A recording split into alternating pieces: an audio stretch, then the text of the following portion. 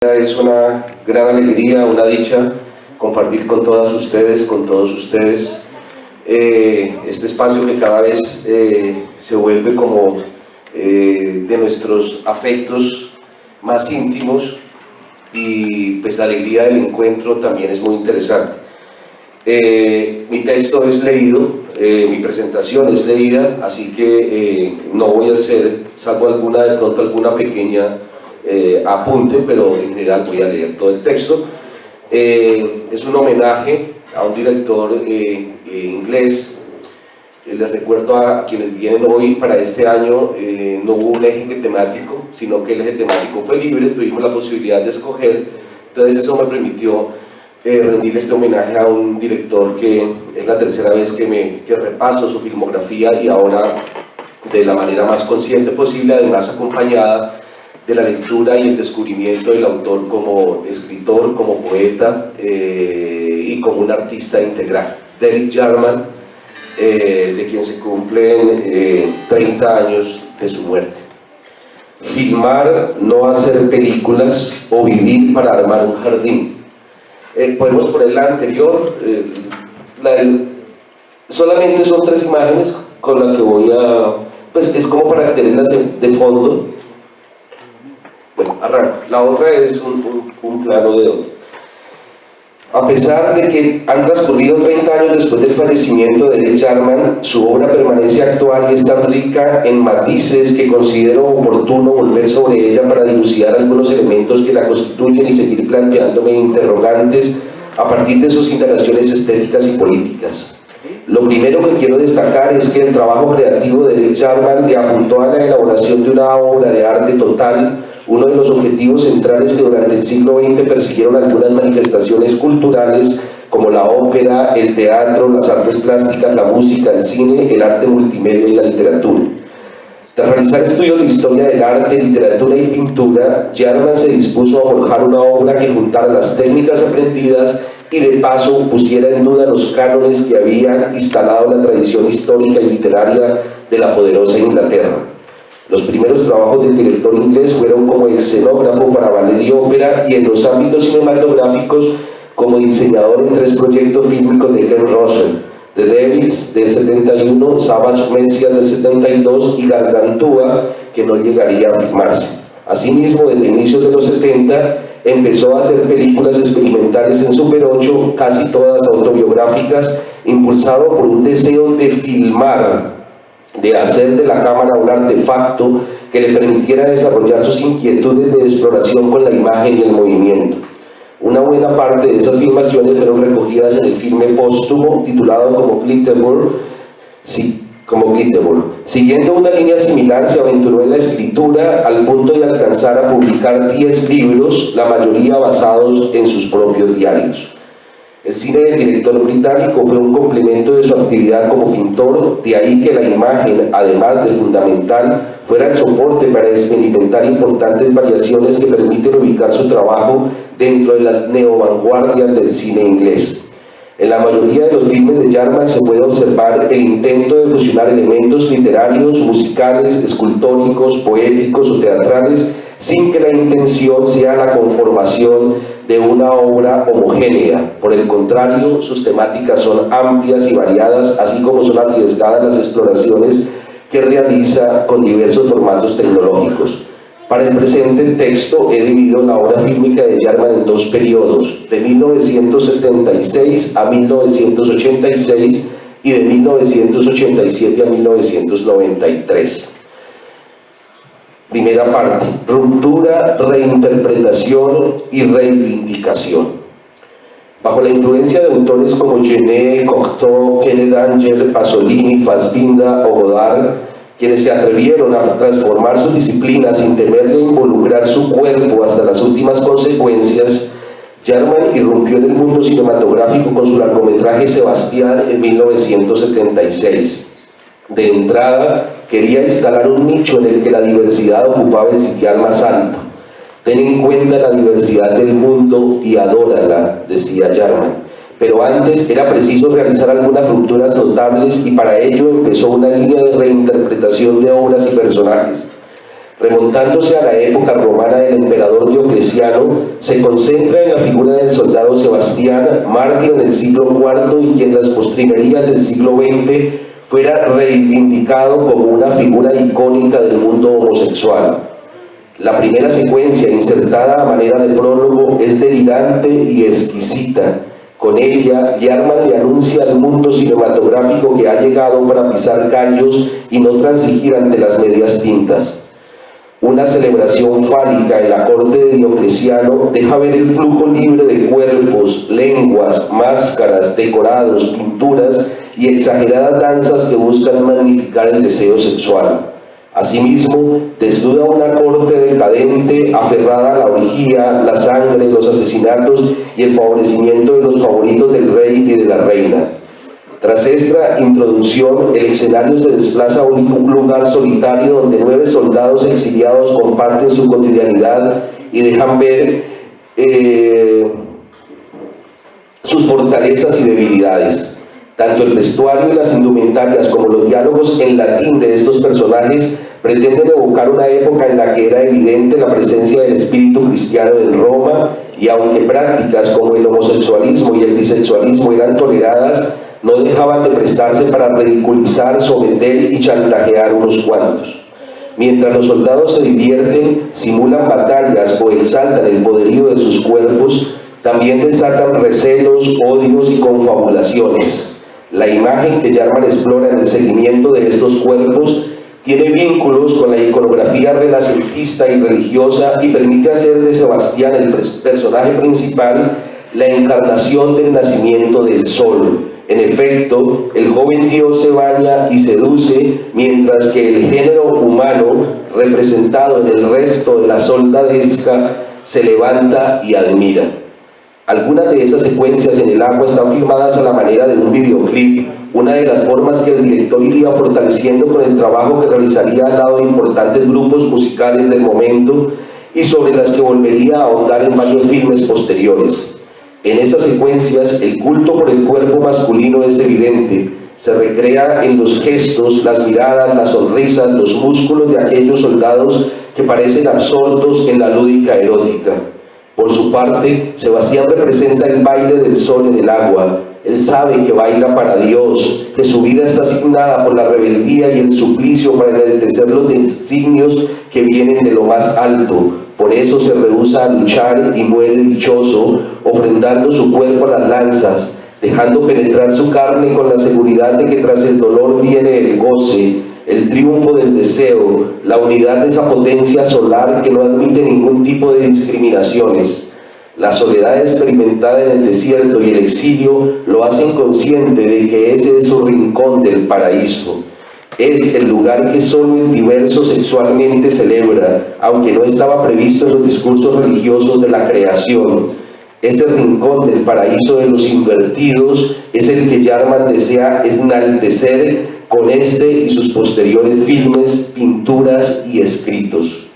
Si bien en Sebastián la apuesta es por abrirle espacio a las reivindicaciones queer, con Júbile, su siguiente filme de 1977, Jarman se propone establecer una ruptura con antiguas tradiciones culturales por medio de la expresión de prácticas políticas contestatarias, aguerridas, iconoclastas y antisistema. El filme nos presenta una Inglaterra del futuro en la que la reina Isabel I va a descubrir que el nuevo país es un fortín del punk y la anarquía. El anuncio de esta nueva realidad es dado en las escenas iniciales del filme por un graffiti que reza "Postmodern" sobre el muro de una calle derruida en la que se concitan algunos consumidores de estupefacientes. La ley y el orden han sido abolidos. La iglesia es un club de striptease. Hay una guerra abierta entre todas las facciones de la sociedad y el filme destaca especialmente a una pandilla de chicas liderada por Bob, la reina del punk, que se transportan en bicicleta y violan y matan a sus adversarios. Estos escenarios son ambientados con la música de bandas del momento como los Sex Pistols y The Slits, impulsoras de la génesis del movimiento punk. A pesar de esta atmósfera caótica, el filme logra extraer de esos entornos la belleza que cierta literatura encuentra en las rupturas. Se evidencia que detrás de algunas manifestaciones de inconformidad hay una apuesta por imaginar un mundo mejor, y en este caso Jarman reitera que el mundo no necesita héroes, y al presagiar esa Inglaterra incendiada hay una invitación subyacente a repensar la historia de un país colonial bien posicionado a nivel geopolítico, pero del que la reina y los demás gobernantes desconocen sus fisuras. El discurso dominante del progreso, reproducido al extremo por los medios de comunicación de la Iglesia, encubre realidades de exclusión, represión y expoliación que el filme busca sacar a relucir de manera directa, y también apelando a algunas referencias literarias, como la del inicio del filme, cuando el alquimista de la corte invoca al ángel Ariel para que lleve a la reina Isabel I en un viaje al futuro con unas palabras al estilo refinado de Shakespeare. Cito este fragmento: elijo a Ariel, perla de fuego, mi única estrella. El humo y las cenizas de épocas pasadas que cuelgan como la niebla de la mañana en velos a través del universo, se parten en remolinos y remolinos, y a través de ellos la estrella fugaz, mi ángel Ariel, vuela con ojos reflejados, dejando un rastro fosforescente y brillante a través del universo. Hasta ahí la cita. The Tempest, 1979, es el tercer largometraje de Derek Jarman, elaborado a partir de una reinterpretación de la última obra teatral que realizó Shakespeare.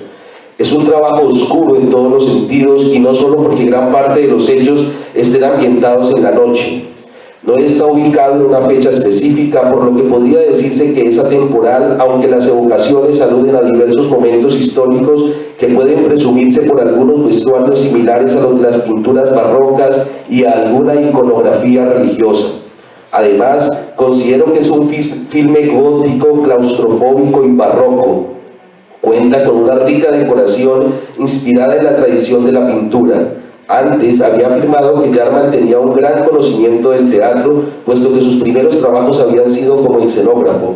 Esto le permitía aligerar recursos de tal manera que se ajustaran con la austeridad de sus presupuestos. Asimismo, también le posibilitaba reacomodar los textos de Shakespeare de tal forma que fueran funcionales a su intención creadora. Los componentes de la realidad y la ficción se entremezclan de una manera visible, tal como nos recuerda la obra literaria que estamos tejidos de idéntica tela que los sueños. La locura y la magia también aparecen como presencias continuas que a la vez están hermanadas con la soledad. La producción de sonido es otro elemento que desde este filme empieza a hacerse notorio en los trabajos de Jarman y que más adelante va a ser fundamental. El sonido ambiental es atravesado por respiraciones, palpitaciones, agudos gritos, sutiles notas musicales y algunas estridencias. En fin, considero que la herencia contracultural del punk se expresa tanto en las variaciones que construye para la reinterpretación de la obra clásica, como en la confrontación con los esquemas formales, visuales y sonoros de la producción cinematográfica. Una vez más, el canon es abordado desde la disidencia. De a poco, Jarman se va haciendo visible por su resistencia ante los símbolos de poder y autoritarismo. En sus filmes se vulneran soldados, policías, reyes, sacerdotes o tiranos. De igual manera, transgrede las normas clásicas de la producción y realización cinematográfica con su resistencia a lo narrativo, dándole importancia a la improvisación, tomando distanciamiento del guión, elaborando una disposición escenográfica especial o estableciendo cercanías con el videoclip. Justamente bajo este marco surge en 1985 The Angelic Conversation, el trabajo más cercano al corazón del director y poeta, y también uno de los más austeros de su carrera.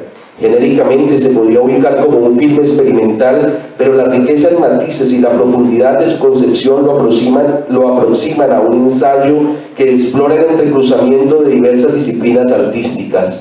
Es quizás su trabajo más poético, en el que la imagen cinematográfica con todos sus componentes fluye en un todo lírico. La bella figura del alelí amarillo, extraída de su emblemático jardín y que alude al amor verdadero en la adversidad, podría ser el vértice que une el discurrir del filme, en el que asistimos a un encuentro de cuerpos desde distintos lugares de abordaje. Diversos focos iluminan los cuerpos, los rostros, la imagen ralentizada y con reiterativos saltos le da vida a secuencias construidas a partir de cuadros no continuos y con distinta velocidad que se alimenta tanto de música extradiegética como de sonidos ambientales. Irrumpen cuerpos en penumbra abordados por la espalda o de lado, pocas veces de frente en desplazamiento continuo. Asimismo, rocas, acantilados, rejas, pesadas cargas completan uno a uno los fragmentos que a su vez se van intercalando con sonetos de Shakespeare amorosos y con alta carga de deseo como el que da inicio al filme. Siendo tu esclavo, ¿qué he de hacer sino esperar la hora de tu deseo? Ese es un fragmento con el cual inicia el del soneto número 42 de Shakespeare. Jarman cumple con el objetivo de exaltar la eroticidad y rendirle culto al cuerpo masculino. Hay unas escenas con sensuales combates de cuerpos en el agua en las que los besos, el palpar, el chupar, las caricias evocan la intensidad de los vínculos afectivos. Por otra parte, las brumas, los gránulos sobre la imagen, el formato próximo al videoclip, la diversidad en las tonalidades, aunque se enfatice en el color negro, dejan claro que detrás está la mirada de un artista plástico experto en la composición y en el manejo del color. En efecto, Jarman hizo la cámara en Super 8. Quería filmar, experimentar con imágenes que eran vistas a través de un espejo. Le importaban las imágenes, filmar antes que hacer películas, disfrutar, explorar el artificio. Sobre esto escribió unas líneas en su libro Naturaleza Moderna que dicen: la cámara tiene un aspecto romántico al que solo logré acercarme en conversación angelical. Lo veo por todas partes en las películas de Pasolini, algo vulnerable, una sonrisa arcaica. Lo veo en sus películas y en las mías, en ninguna otra parte. Es lo único que de verdad me interesa filmar. Hasta ahí la cita. Ya con cierto reconocimiento en los circuitos cinematográficos, ponemos la que estaba antes, por favor, porque me voy a referir a este es un fotograma. Ya con cierto reconocimiento en los circuitos cinematográficos y con el apoyo económico más alto recibido en su carrera para hacer una película, $715,000, es bastante poco para un gran director, y es la única vez que tuvo la posibilidad de una financiación más o menos decorosa. Jarman le daba vida a un filme que es quizás el más formal de su producción. Se trata de Caravaggio, de 1986, con el que cierro esta primera parte del texto.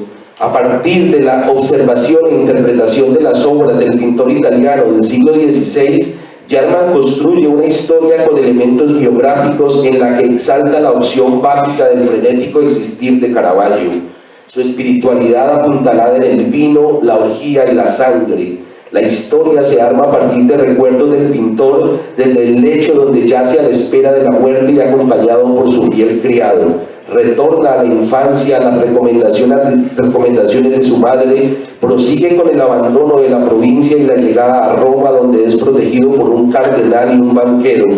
Destaca las aventuras en la calle y su vida entre jugadores, prostitutas y borrachos, y cierra evocando la intensa amistad con el jugador Ranugio y su amante Elena. Las escenas en que el pintor contrata modelos para elaborar sus cuadros son construidas, esto es un montaje de la película, no es el cuadro. Las escenas en que el pintor contrata modelos para elaborar sus cuadros son construidas con tal cuidado por Jarman que es viable asimilarlas a una poesía sobre el color y la composición. Los entornos oscuros y la irrupción de la luz dificultan la distinción entre el cuadro y la puesta en escena de los decorados. Y tal como Caravaggio incorporó elementos de su tiempo a las pinturas que remitían a escenas religiosas de los inicios del cristianismo, el director británico también incluye elementos del siglo XX en su filme. Hay una disposición de reactualizar el arte. Eso se recuerda en algún momento del filme, por eso se recuerda... Hay una disposición de reactualizar el arte, haciéndolo coincidir en su espíritu, sin importar el tiempo a que aluda. Quizá por eso se recuerda en algún momento del filme que Mercurio inventó las artes con un acto de hurto. Segunda parte, sin esperanzas, sin miedo. Retomo para subtitular esta segunda parte el lema que tiene inscrito en la navaja el Caravaggio de Jarman: sin esperanza, sin miedo. Con él pretendo sintetizar la variación que trajo a la vida del director el conocer su condición de seropositivo justamente después del estreno del filme. Dejémosla del jardín y al final con la que quiero cerrar. Ante la sentencia de muerte que suponía ser portador del VIH hacia 1986, la respuesta de Jarman fue abandonar la gran ciudad para ir a vivir a una desolada y árida región cerca de una base nuclear donde su principal actividad se centró en darle vida a un jardín, a pesar de las adversas condiciones. Frente a la muerte, opta por la potencia que insufla vida. Nada podría ser más poético que un jardín arrancado del vacío para ir a posarlo en las piedras, rodeado de chatarra, madera abandonada de embarcaciones y expuesto al azote de los violentos vientos.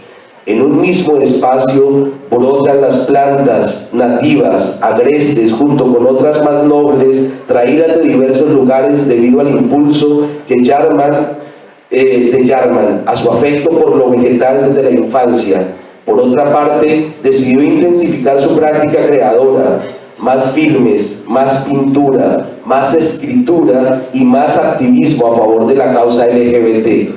Sabe que vive en un tiempo prestado, que la enfermedad avanza, pero que su potencia vital sigue intacta. Entonces surgen profundos interrogantes.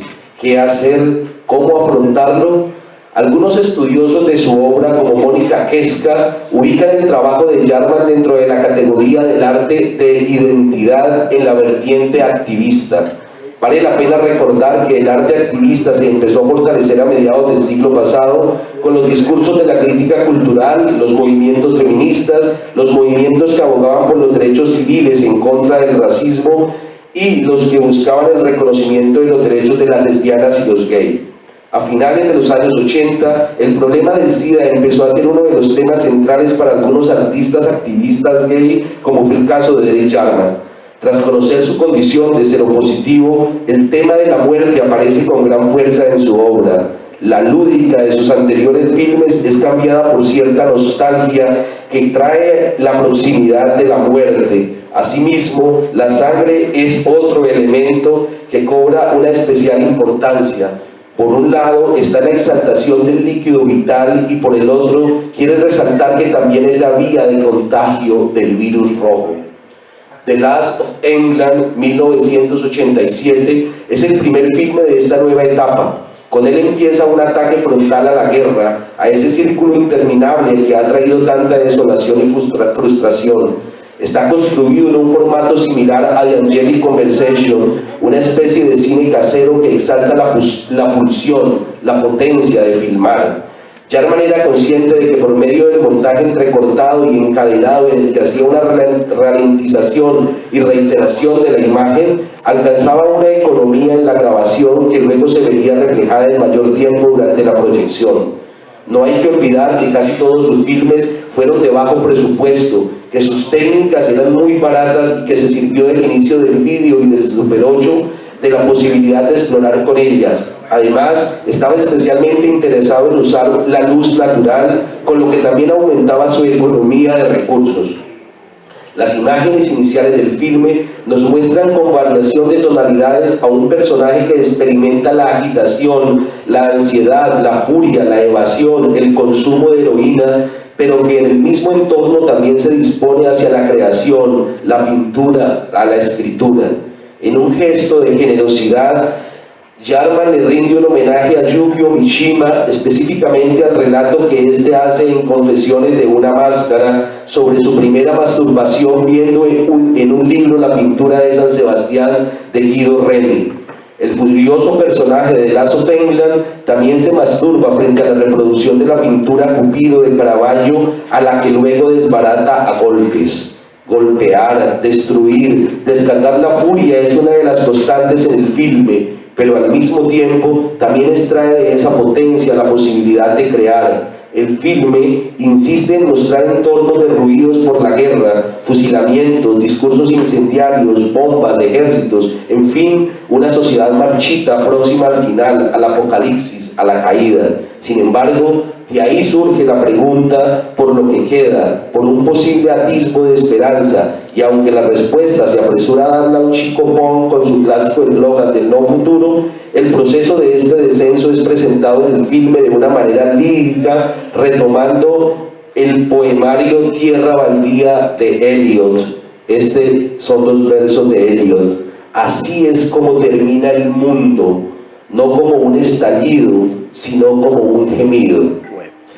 War Requiem de 1989 fue la siguiente película de Jarman, construida a partir del Requiem que compuso Benjamin Britten en 1962 para la reconsagración de la Catedral de Coventry, que había sido destruida en la Segunda Guerra Mundial. El filme está dedicado al joven soldado y poeta asesinado en la Primera Guerra Mundial, Wilfred Owen. Tanto al inicio como al final del filme, un veterano de guerra recita fragmentos del poema Extraño Encuentro de Owen, del que me permito citar un fragmento. Un enorme dolor afligía aquel rostro, pero no había sangre que filtrara la tierra, ni estruendo de rifles, ni gemido de obuses. Amigo, dije, aquí no hay nada que llorar. Nada, respondió él, salvo el tiempo abolido y la desesperanza. Cualquiera que fue tuya fue también mía un día. Busqué sin freno alguno la hermosura mayor que en el mundo cupiera, y no está en un ojos serenos ni en unas trenzas, sino en algo que burla la huida de las horas y no sana su herida nada que sea del mundo.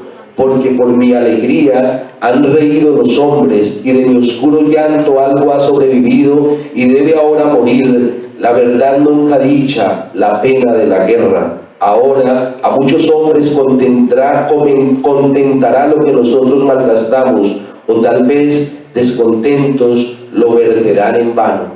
Hasta ahí el poema de Owen. En mi concepto, War Requiem es uno de los filmes antibelicistas mejor logrado gracias a las expresiones estéticas que logra juntar y al trabajo de montaje que tiene una sinfonía de arte total. Heridos, campos de trigo, trincheras, enfermeras se entrecruzan con momentos poéticos en que la muerte se asume como divertimento, como una realidad que se acepta lúdicamente. En el día de las lágrimas, el sol despierta las semillas. Asimismo, la solemnidad del oratorio cristiano opera como un contrapunto rítmico de aquellas imágenes en que Europa es un campo desolado que busca un cambio de mirada. Quizás la búsqueda de Jarman pretenda mostrar el sufrimiento refinado de la guerra, como sucede al final cuando un muerto le reclama a su victimario en una suerte de cantinela: yo soy amigo, el enemigo que mataste. La producción de Jarman continuó con The Garden 1990, elaborada a partir de la historia de la crucifixión de Cristo, pero con una transposición en los sujetos que sufren la condena, pues en el filme se trata de dos homosexuales que deben cargar con la pesada cruz que significaba la diferencia de su opción sexual, más el ostracismo a que se verán sometidos por ser portadores del VIH. Desde el inicio del filme, un poderoso texto poético transmite esa sensación de la derrota. Esto es de Jarman, y así comienza Jarman. Quiero compartir este vacío con ustedes, no llenar el silencio con notas falsas o crear un camino a través del vacío. Quiero compartir esta desolación del fracaso. Yo ofrezco un viaje sin dirección, incierto y sin una conclusión dulce. Cuando la luz se desvaneció, fui en busca de mí mismo. Es preciso recordar que a poco más de 100 kilómetros de Londres, al extremo suroeste del condado de Kent, Derek Jarman construyó un espacio para el resto de su vida, su Prospect Cottage, la casa y el jardín ubicado en Dungeness, en un paisaje desértico donde se ubicaba una central nuclear y con una particular flora y fauna, instaló su jardín imposible, pero al que poco a poco le va insuflando de vida, de experiencia creadora, en la que también sobresale su vocación escultórica para moldear con las piedras, la madera y el metal que recoge del abandonado espacio o rescatado del mar. Utilizó diversos objetos para ensamblar formas geométricas respaldadas por su conocimiento de jardinería desde que era muy joven y fortalecidas con su saber de escultor, pintor y sus convicciones ecologistas. De esta manera le dio vida a un nuevo paisaje que, si bien es físico, también responde a la proyección de un paisaje interior al que se aferra, pues lo sostiene mientras la vida se va acortando. Ese jardín es su idea de paraíso, creado por un jardinero paisajista. Dice Jarman: esperé una vida para armar un jardín, llené mi jardín de colores que sanan. Sin embargo, Jarman no se sentía como alguien que planta un jardín por divertimento y que luego se dedica a descansar y ensoñar. Por el contrario, la construcción del jardín en un lugar tan adverso era una transposición de la lucha que también vivía a diario con la enfermedad, y su actitud era la de un creador luchador que hacía pública su lucha, su enfermedad y su activismo para lograr la derogación de la cláusula número 28 impuesta por el gobierno de Thatcher hacia 1988, que prohibía la promoción intencional de la homosexualidad o la divulgación de material que promoviera la homosexualidad. Entre otras cosas, esto significaba que obras como la de Oscar Wilde o Virginia Woolf no pudieran estar en las librerías. Por fortuna, esta norma dejó de estar vigente en 2003, 9 años después de la muerte de Jarman. En Eduardo II, 1991, Jarman toma de nuevo como referencia una obra literaria. Se trata del drama trágico que lleva el mismo nombre, escrito por Christopher Marlowe en 1592. Una vez más, Jarman vuelve a recordarnos las páginas de un autor polémico, iconoclasta, pero ante todo ferviente creador, como lo fue Marlowe. La escogencia de este drama, que alude a la relación del recién coronado rey Eduardo II con Gaveston, su amante plebeyo, mientras se desatan las iras de su esposa y los demás nobles, es una magnífica oportunidad para reactualizar las luchas por los derechos LGBT en la Inglaterra del momento. La construcción del decorado es austera y, tal como sucede en el teatro, se quiere hacer notar su existencia para crear una atmósfera fría, encerrada, hermética. De la misma manera, las puestas en escena son muy teatrales, ricas en gestos y presencia actoral, así como lo es el vestuario, que trasciende las referencias de época y se combina con estilos modernos. Y no pueden faltar la música y la poesía, que a la vez son la debilidad del rey Eduardo II.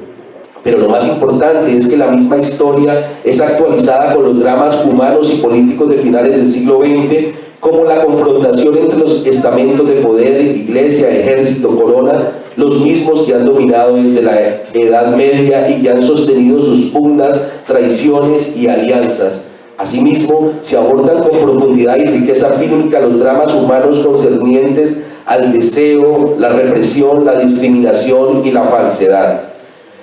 Mientras la enfermedad avanzaba y se hacía más difícil de sobrellevar, Jarman se dispuso para retomar la vida de otro coloso del siglo XX, el filósofo Ludwig Wittgenstein, tomando como fuente el guión preparado por el escritor Terry Eagleton, aunque durante el rodaje lo fue transformando.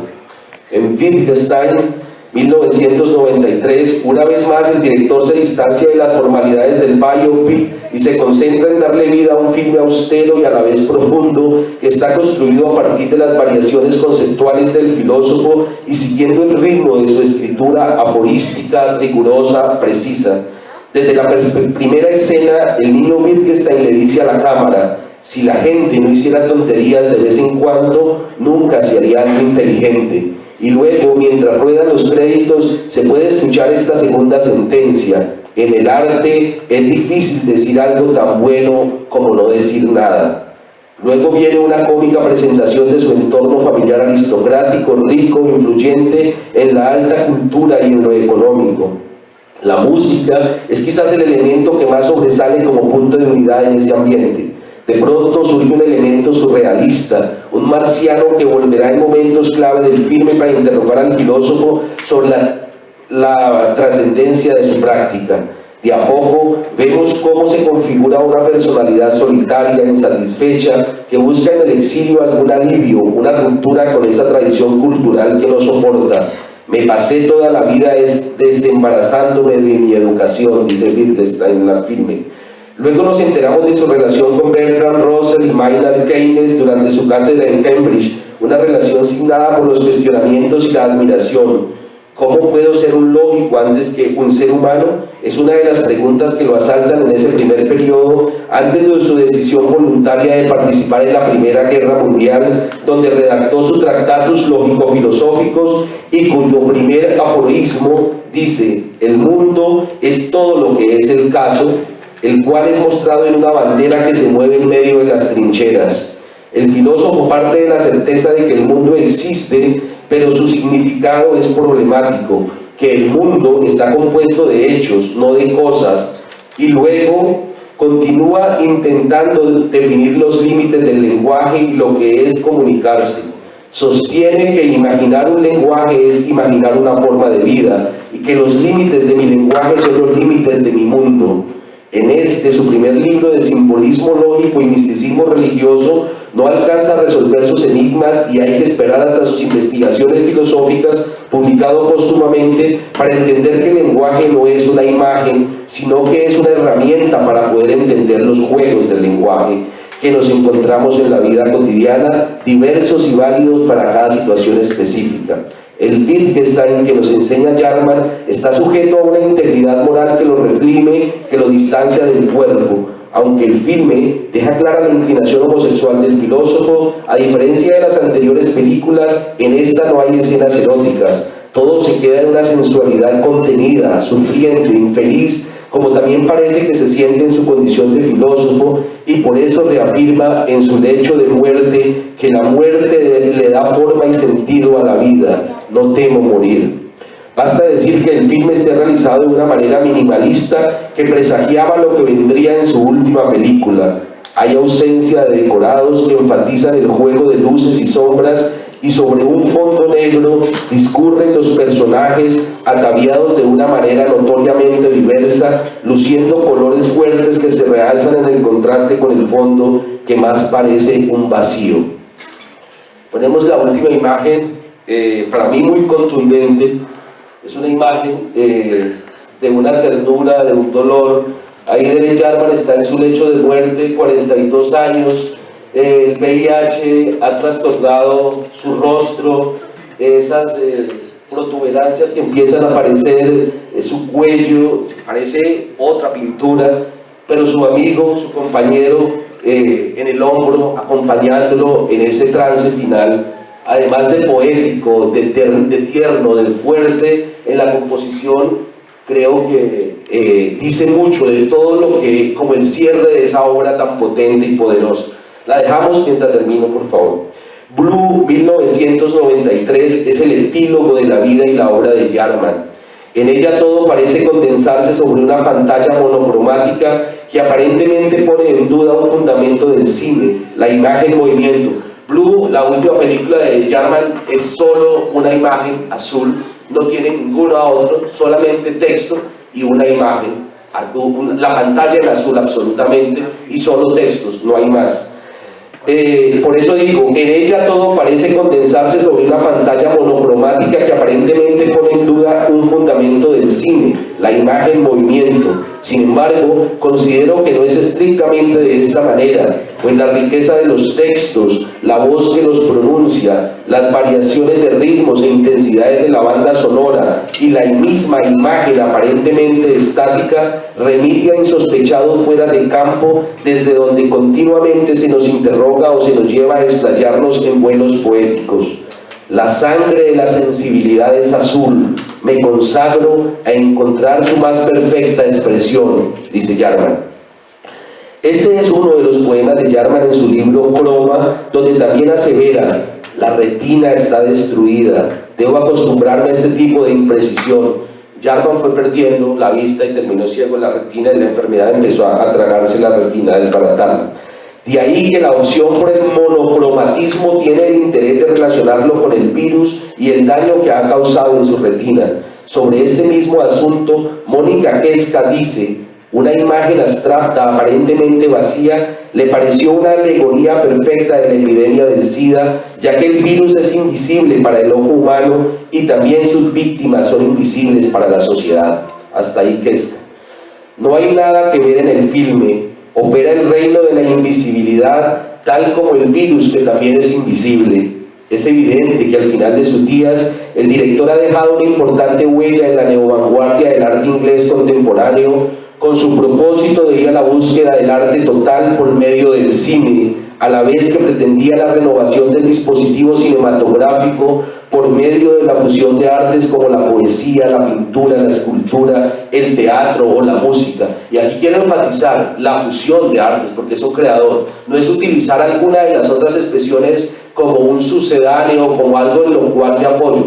Cada elemento en la construcción de la obra de Jarman está pensada desde esa conformación del arte total en cada una de las aristas, desde lo musical, desde la escultura, desde los decorados y todo eso.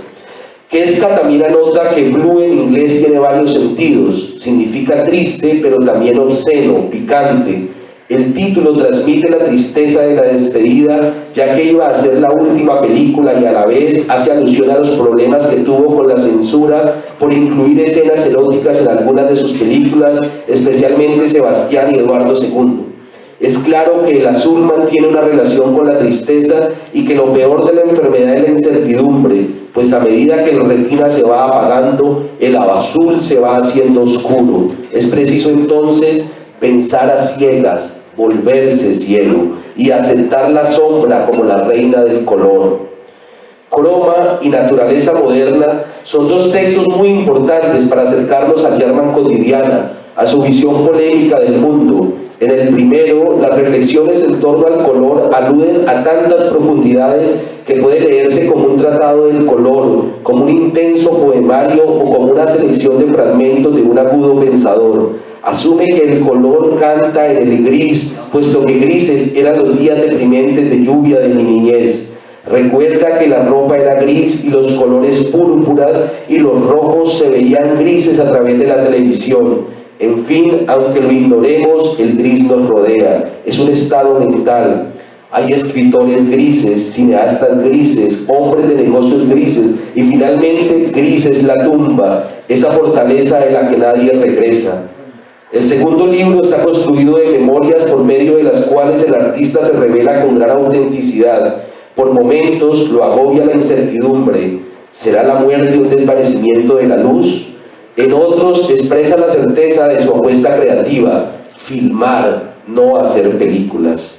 Aparece acompañado siempre de la poesía. Los límites de mi jardín son el horizonte. Y también expresa lo que ha significado en su vida el cine.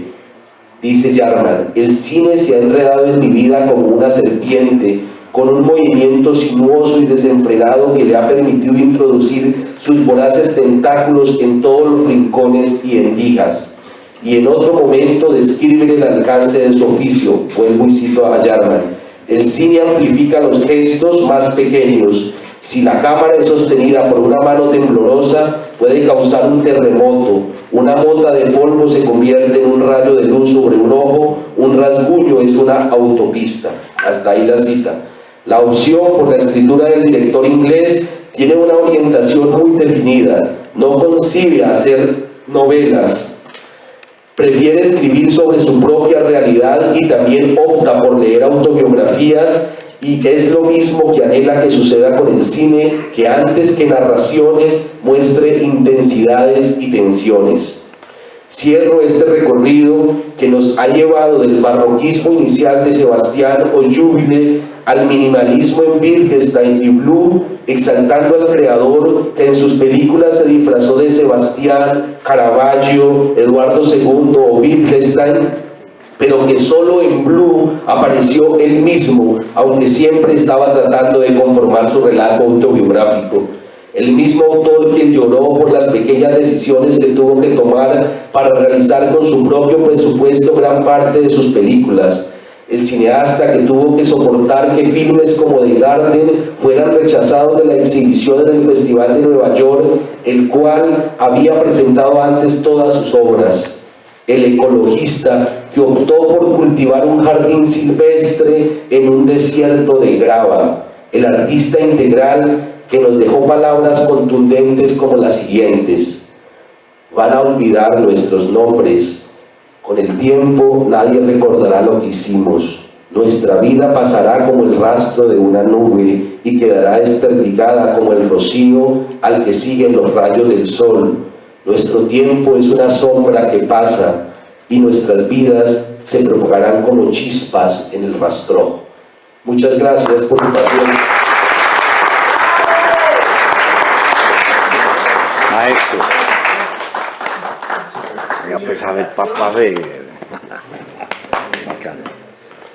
Germán, muchas gracias.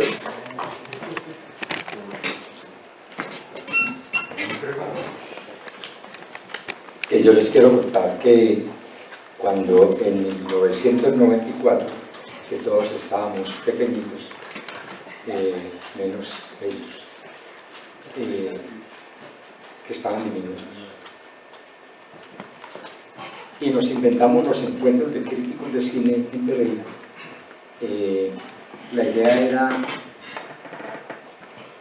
intentar cada año reunirme con los poquiticos amigos que tenía yo que les gustaba mucho el cine, ¿cierto? Era como un pretexto para una trampa muy rara: pedirle plata a la alcaldía, pedirle plata a la gobernación, pedirle plata al Ministerio de Cultura, que no existía, era Focine, era Colcultura, y hacer como esa trampa tan bonita, ¿no? de pedirle plata al Estado para reunirme con los amigos. Yo me inventé eso. Y dije, eso se puede dar, porque así como yo veía que había gente que se inventaba una película, no una cosa rara como de terror, un proyecto para hacer una carretera y no la hacía y se lo va y le da la plata al Estado. No sé si han llegado a ver una película de esa.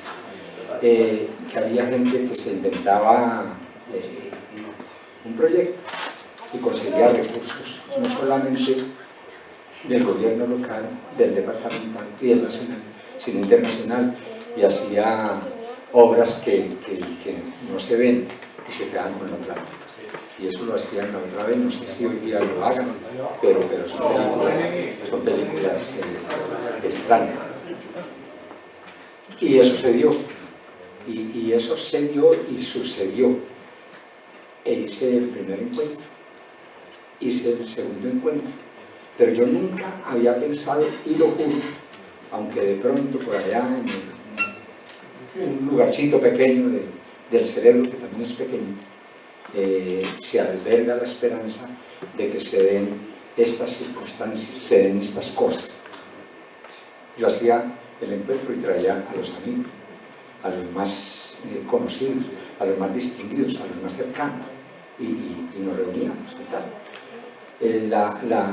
El golpe de suerte de la fortuna fue que entre esos amigos que yo consideraba amigos, sin serlo en la vida real, porque yo los veía como gente muy importante, pues Orlando Mora, Humberto Valverde, había escrito ya Bomba Camarán, y había escrito Celia Cruz, Reina Rumba, había hecho un libro sobre el cine colombiano, unas entrevistas, y había hecho unas cosas muy buenas.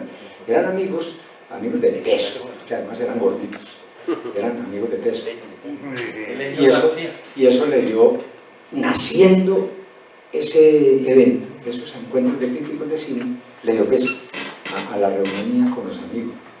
Pero yo, lo que tenía por allá en el recóndito del cerebro, nunca pensé que, habiéndolo soñado inconsciente o conscientemente, nunca pensé yo que eso se fuera como a crecer, como a dar de manera tan bonita.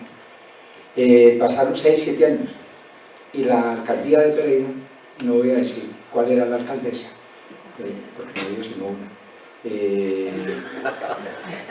y de pronto se dan cuenta a quién me quiero referir, y me da pena que ella se dé cuenta que me ofreció apoyo en los años que ella fue gobernante, y las 3 veces me hizo pistola. Siempre me llegaba una carta faltando 8 días para empezar el encuentro. Las cartas muy bonitas, un membrete muy bonito. Doctor Germán, me decía doctor Germanosa, lo felicito por ese esfuerzo que usted hace tan bonito, pero lastimosamente por problemas de presupuesto no podemos colaborar este año. Y así fue la misma carta 3 años seguidos. Y listo. ¿A qué le apunto? A que yo nunca pensé que los amigos se iban a sentir tan comprometidos para que gastaran gran parte de los días, de los meses del año, pensando en el trabajo que iban a hacer serio para el año siguiente.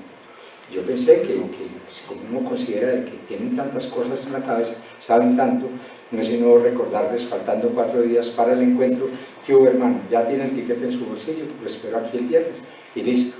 Y llegaban a Pereira y cogían el micrófono y hablaban de cualquier cosa que se les ocurriera, porque no es una obligación, no es un compromiso tener que preparar un trabajo tan serio, tan disciplinado, tan bonito, pues porque nunca lo pensé desde cuando nos inventamos los encuentros, ni porque ese pedacito de idea que tenía yo en el cerebro chiquitico, fuera a hacer lo que es hoy día. Me alegra sobremanera que, y por eso puse en ese intervalo, en mi pequeña intervención, que en un momento dado, en una reunión, lo supe porque me lo contaron espías hay en todas partes, en esa reunión con el comité de organización de las fiestas de Pereira, en ese año, un amigo, entre comillas, mío, cuando dijeron en la organización de las fiestas de la cosecha, no voy a nombrar la alcaldesa, que no es necesario, y de pronto la descubre. El amigo mío, entre comillas, dijo en la reunión, cuando ella preguntó que si le daban plata al encuentro de críticos de cine, él dijo, eso no me parece que valga la pena, porque una cosa que hace Germán para reunir a los amigos aquí en Pereira, eso no es tan importante, tan significativo. Y sin embargo, yo seguí siendo amigo de ese amigo, entre comillas, y hoy día vive y trabaja como gestor cultural en otras cosas en las que yo le he colaborado. Lo que quiero decir, finalmente, es que me alegra sobremanera que mis amigos, que son verdaderos amigos, no entre comillas, berracamente amigos, me encanta que toman tan a pecho, tan en serio el evento, el encuentro de críticos de cine. Y eso ha permitido que sobreviva, pese a esas dificultades económicas, eso ha permitido que yo me anime a sufrir nervios, como decía James ayer, los 2 últimos meses, porque me toca correr, ir y pedir, llorar, lo que sea, para sacarlo adelante. Entonces, ¿cómo no va a agradecer uno este acontecimiento, este hecho? No los 25 años, sino que se sigan haciendo los encuentros para que gente como la familia Castro, que se anime a estar en Pereira, apoyar un concurso de cortos pequeños de 1 minuto. ¿Cómo no se va a alegrar uno que Víctor Bustamante se tome la molestia de, sabiéndose que le hace una revista tan linda, tan importante, a gente muy importante en Medellín, que la hay, que hace mucha cosa en literatura, en el arte? Se ha demorado en hacerle una a Félix Ángel, por ejemplo, que es un artista que ha sacado mucho la cara por Medellín, pero mentira, es que hay mucho tiempo para hacer muchas cosas. ¿Cómo no se va a alegrar uno que William, que Juan Guillermo, que Omar, que cada que uno habla con Omar, le escribe a Omar cualquier cosa, cuando él envía algo, cuando uno le contesta, él habla con ánimo de que ya va a llegar agosto. Felipe está en España, está en Barcelona, está por allá escondido, huyendo de la justicia, no sé, trabajando en proyectos relacionados con cine, y uno le escribe y él contesta a las 2, 3 de la mañana, que ahora son como las 4 de la tarde. No he entendido eso, yo los horarios internacionales no los entiendo. ¿Qué hubo? Este año sí voy a Pereira. Entonces, eso lo alegra a uno impresionantemente. Y como no se va a alegrar uno con Henry Laguado, director del Festival de Cine de Bogotá, que cada rato me dice, ¿qué hubo? La alcaldía, si va a dar algo, la gobernación, si va a dar algo, tienen que dar, que no sean miserables, que tal. Ayer nos hizo tomarnos una foto frente a ese mural que hay a la entrada, donde dicen que la alcaldía de Pereira, la Secretaría de Cultura y no sé qué, que apoyen. Ahí nos hicimos la foto. Él es con la intención de que presionemos para... Quiero darles las gracias a todos, a Juan Guillermo, que no le hemos escuchado en la ponencia, pero sabemos que trae una cosa magistral, bellísima, a Gonzalo. Omar, lo acabamos de verificar, de constatar. Los libros de Felipe, el texto del terror, que aparentemente era como la segunda parte de lo del terror que ya habíamos escuchado aquí, pero por su calidad para nosotros es la primera parte, la parte fundamental de lo del terror. Siquiera no está aquí Jairo Cruz también, que no sé, es un delegado de Europa. Se mantiene muy ocupado. Le dije a Enrique Piloso en estos días que, bueno, ¿y usted cuándo va a ir a Pereira? Porque cada rato viene a Pereira, viene 2, 3 veces al año. Y me dice, estoy programado para ir en octubre a Pereira. Y yo le dije, no, hermano, necesitamos que venga en agosto. Y ya está aquí con nosotros en Pereira. Y ahora vamos a ver un corto que ha ganado infinidad de premios, no ya, pero ahorita después del almuerzo.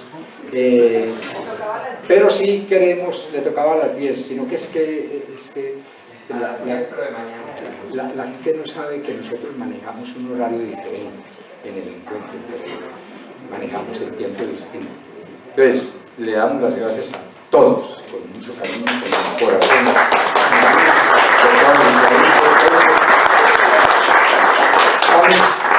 Que es el coequipero mío, el que maneja las riendas de los caballos cuando nos atascamos. Me dice que vamos a ver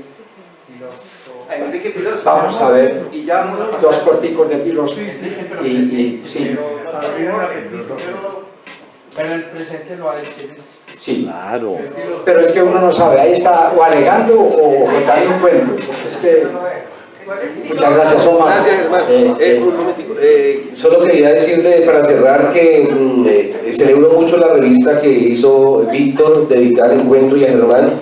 Y ahí el texto que escribo relata un poco pues el afecto por este encuentro y un poco el itinerario de llegada acá, que fue a través de Gustavo Valencia para llegar a este espacio. Entonces está hecho como una especie de itinerario y de lo que significa la importancia. Entonces los invito, ojalá y todos nos leamos en esa revista, todos la tenemos, y que podamos sentir ahí esa expresión que lo hice pensando muy especialmente para el encuentro. Muchas gracias. Poeta. Sí, vamos a ver. Omar, ¿en qué revista publicaste este? En ninguna parte, no. Esa revista es muy buena. Yo propongo